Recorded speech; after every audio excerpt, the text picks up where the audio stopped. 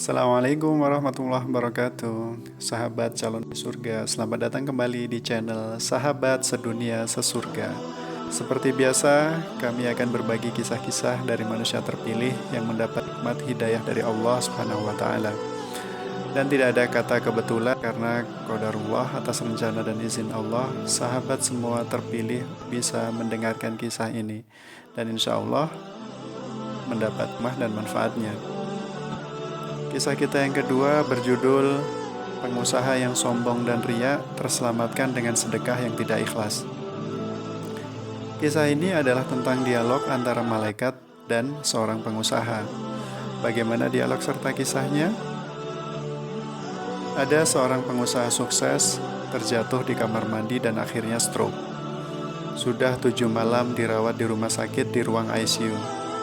Di saat orang-orang terlelap dalam mimpi malam, dalam dunia roh, seorang malaikat menghampiri si pengusaha yang terbaring tak berdaya.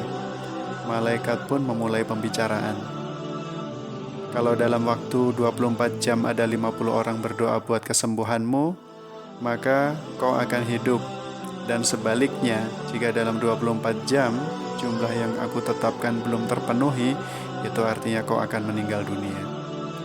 Setelah itu, malaikat pun pergi dan berjanji akan datang 1 jam sebelum batas waktu yang sudah disepakati.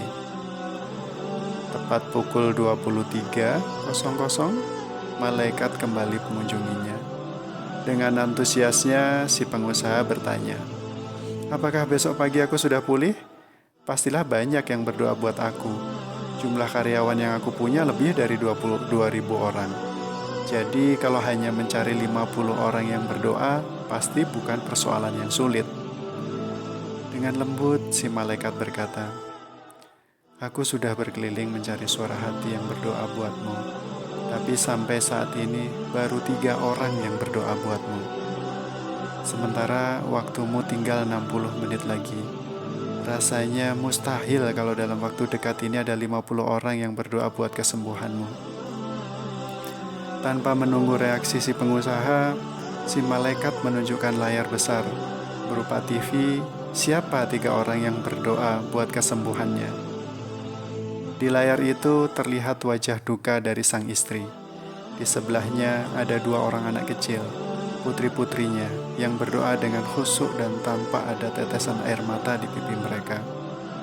Malaikat berkata, "Aku akan memberitahukanmu kenapa Tuhan rindu memberikanmu kesempatan kedua. Itu karena doa istrimu yang tidak putus-putus berharap akan kesembuhanmu." Istri pengusaha berdoa. Kembali terlihat di mana si istri sedang berdoa jam 2 dini hari. "Ya Allah, aku tahu kalau selama hidupnya suamiku bukanlah suami atau ayah yang baik. Aku tahu dia sudah mengkhianati pernikahan kami. Aku tahu dia tidak jujur dalam bisnisnya. Dan kalaupun dia memberikan sumbangan, itu hanya untuk popularitas saja, untuk menutupi perbuatan yang tidak benar di hadapan-Mu. Tapi ya Allah, tolong pandang anak-anak yang telah Engkau titipkan pada kami. Mereka masih membutuhkan seorang ayah dan hamba tidak mampu membesarkan mereka seorang diri." Dan setelah itu istrinya berhenti berkata-kata, tapi air matanya semakin deras mengalir di pipinya, yang kelihatan tirus karena kurang istirahat. Melihat peristiwa itu, tanpa terasa air mata mengalir di pipi pengusaha ini. Timbul penyesalan bahwa selama ini dia bukanlah suami yang baik dan ayah yang menjadi contoh yang baik bagi anak-anaknya. Dan malam ini dia baru menyadari betapa besar cinta istri dan anak-anak padanya. Waktu terus bergulir. Waktu yang dia miliki hanya 10 menit lagi. Melihat waktu yang semakin sempit, semakin menangislah si pengusaha ini. Penyesalan yang luar biasa, tapi waktunya sudah terlambat. Tidak mungkin dalam waktu 10 menit ada yang berdoa 47 orang. Dengan setengah bergumam dia bertanya, "Apakah di antara karyawanku, kerabatku, teman bisnisku, teman organisasiku tidak ada yang berdoa untukku?" Malaikat menjawab, "Ada beberapa yang berdoa buatmu tapi mereka tidak tulus. Bahkan ada yang mensyukuri penyakit yang kau derita saat ini. Itu semua karena selama ini kamu arogan, egois, dan bukanlah atasan yang baik. Bahkan kau tega memecat karyawan yang tidak bersalah. Si pengusaha tertunduk lemah dan pasrah. Kalau malam ini adalah malam yang terakhir buat dia, tapi dia minta waktu sesaat untuk melihat anak dan istri yang setia menjaganya sepanjang malam. Air matanya tambah deras ketika melihat anaknya yang sulung tertidur di kursi rumah sakit dan si istri yang kelihatan lelah juga tertidur di kursi sambil memangku si bungsu. Ketika waktu menunjukkan pukul 24, tiba-tiba si malaikat berkata, Allah melihat air matamu dan penyesalanmu. Kau tidak jadi meninggal karena ada 47 orang yang berdoa buatmu tepat jam 24.00. Dengan terheran-heran dan tidak percaya, si pengusaha bertanya, siapakah yang 47 orang itu? Sambil tersenyum, si malaikat menunjukkan suatu tempat yang pernah dia kunjungi. Bukankah itu panti asuhan? Kata si pengusaha pelan. Benar, kau pernah memberi bantuan bagi mereka beberapa bulan yang lalu. Walau aku tahu tujuanmu saat itu hanya untuk mencari popularitas saja dan untuk menarik perhatian pemerintah dan investor luar negeri. Tadi pagi, salah seorang anak panti asuhan tersebut membaca di koran kalau seorang pengusaha terkena stroke dan sudah 7 hari di ICU.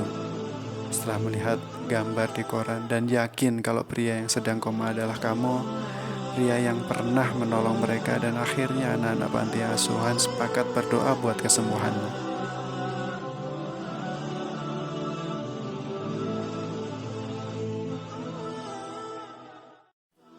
Sahabatku, cerita ini hanyalah sebuah gambaran agar kita lebih introspeksi diri.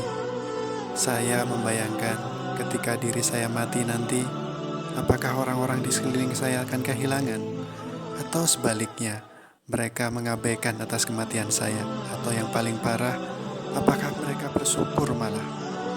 Mari sahabatku, mumpung kita masih diberi umur, lakukanlah yang terbaik untuk orang-orang di sekitar kita. Karena sebaik-baik manusia adalah yang bermanfaat bagi manusia yang lainnya. Dan satu lagi, janganlah kita mengabaikan sedekah. Sesuai cerita di atas, justru sedekahnya yang menyelamatkan pengusaha tersebut. Apakah cerita ini fiktif atau berdasarkan kenyataan? Wallahu a'lam bishawab. Semoga saya dan sahabat-sahabat semua bisa mengambil kisah dan hikmah dari cerita ini. Sampai bertemu di kisah-kisah berikutnya. Wassalamualaikum warahmatullahi wabarakatuh.